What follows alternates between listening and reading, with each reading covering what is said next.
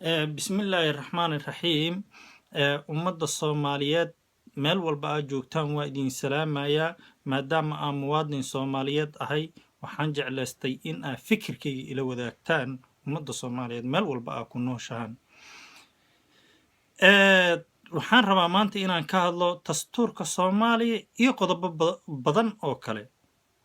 dastuurka Soomaaliya aqoon-yahanadii dhigeen in oo shacabka codeeyana ku fikireen aqoon-yahanadaas waxaan idin leeyahay hambali.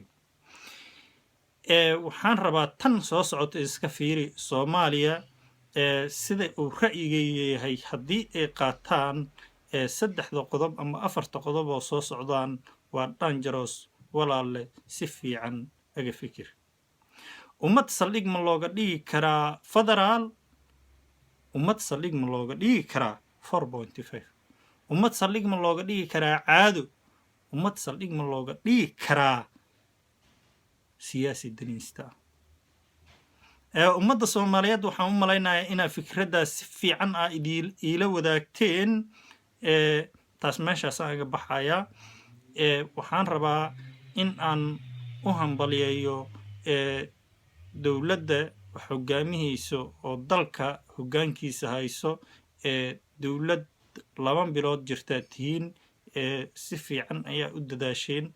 ummadda Soomaaliyeed waxaa u soo bandhigteen wax la qaadan karo. maadaama ay yar tahaan shaqo badanna aa qabateen taas waa idinkugu mahad celihayaa. waxaan rabaa taas inaan meeshaas aga baxo.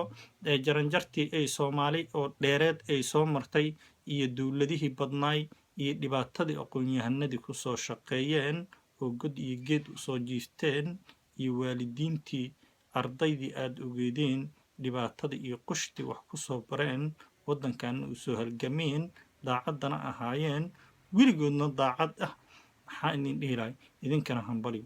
ummadda Soomaaliyeed waxaan jeclahay inay fikirkaas ila wadaagteen. asalaamu calaykum waraxmatullaahi wabarakaatu.